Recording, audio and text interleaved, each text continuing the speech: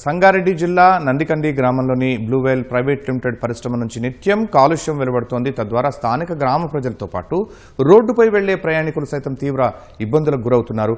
పరిశ్రమ నుంచి గాఢమైన వాసనతో పాటు బూడిద సైతం వస్తుందని గ్రామస్తులు ఆవేదన వ్యక్తం చేస్తున్నారు. పరిశ్రమ నుంచి వచ్చే కాలుష్యంతో నీరు కలుషితమై ఆరోగ్యాలు దెబ్బతింటున్నాయని చెబుతున్నారు. పాఠశాలలో చదువుకునే సమయంలో గాఢమైన వాసనతో ఇబ్బందులు పడుతున్నట్లు విద్యార్థులు తెలిపారు. కాలుష్యం బారి నుంచి తమను కాపాడాలని కోరుతున్న గ్రామస్తులతో మా ప్రతినిధి Prashanth ground report.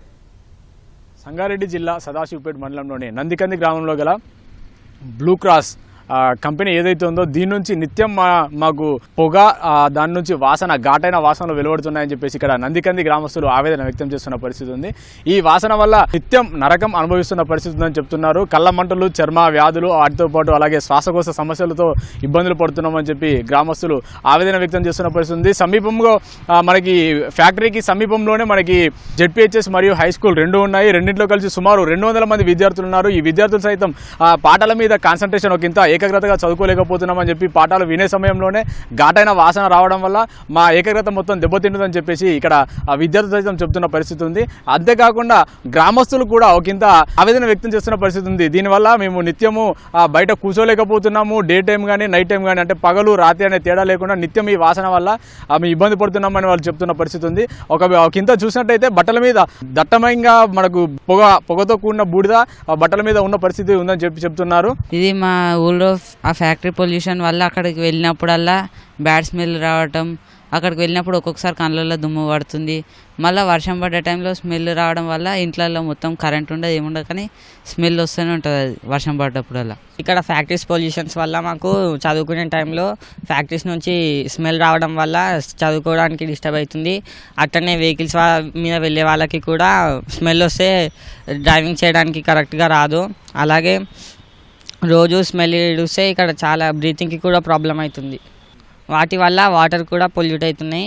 Water pollution వల్ల చెరువుల్లో నివసించే ప్రాణులు కూడా అవన్నిటికీ ఇబ్బందులు వస్తాయి. అట్లనే ఇక్కడ చెట్ల వల్లనే మా స్కూల్లో ఎక్కువ చెట్లు ఉండడం వల్ల స్మెల్ కూడా మంచిగా రాదు, అంత రాదు.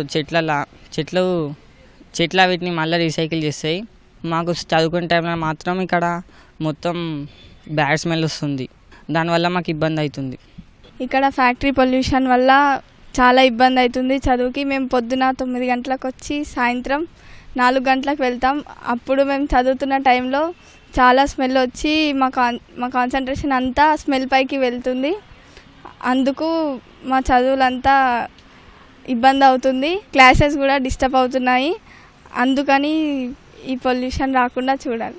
గాలి వస్తున్నది, వాసన వస్తున్నది, గాలికి అంత ఇబ్బంది ఉన్నది. ఇప్పుడు అంత బోసు కూడా వస్తున్నది.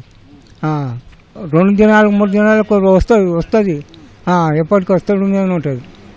ఇబ్బంది అవుతున్నది. మరి మండుతున్నాయి, కళ్ళు కూడా మండుతున్నాయి. వాసన వస్తుంది, బొగ్గు బయలర్ కాది పొగంతా ఊరంతా వస్తుంది, బొగ్గు వస్తుంది. మళ్ళీ కళ్ళు మండుతున్నాయి. ఏమి నీళ్ళు కాటలేవా? అదే ఉన్నది కథ. రోజు ఇప్పుడు 15 రోజులు నెల ఆయన రాబట్టి మరి ఏం చేస్తున్నాయి కను. మరి ఇక పోటీలకు వచ్చేలోకి మస్తు వాసనే. ఇళ్ళన్నీ అదే ఆ బూడిది మొత్తం వాసనే, అంతా వాసనే. బొగ్గు బంగ్లా మీద ఎండేస్తాం కదా, బట్టల మీద అంతా బూడిదే, ఇళ్ళలో బూడిదే, అంతా బూడిదే. అని అమ్మ తారకెంపకలు, దాన్ని ఏం పేరు పెట్టాడు కానీ ముందు తారకెంపకలు అంటుర్రు. ఇప్పుడు ఏం పేరు పెట్టిండో వాడు. ఇది మొత్తంగా చూసినట్లయితే మనకి నందికంది గ్రామంలోని ఆ బ్లూ క్రాస్ అనే పరిశ్రమ నుంచి వెలువడే వాసన మరియు పొగతో నిత్యము గ్రామస్తులే కాకుండా విద్యార్థులు, యువత, వృద్ధులు నిత్యం నరకం అనుభవిస్తున్న పరిస్థితి అయితే ఇక్కడ మనకు కనిపిస్తూ ఉంది. వాటితో పాటు రోడ్లపైన ప్రయాణించే, ఇది మనకి Mumbai to Hyderabad national highway ఇక్కడ ఉంది. దీనిపైన నిత్యం వేలాది వాహనాలు ప్రయాణిస్తూ ఉంటాయి.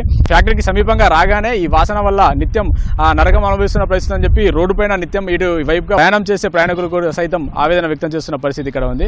ఇది ఇక్కడ మొత్తంగా చూసినట్లయితే తాజా పరిస్థితి. కెమెరామెన్ ఉమామేశ్వరరావుతో ప్రశాంత్, ఈటీవీ న్యూస్, నందికంది నుంచి.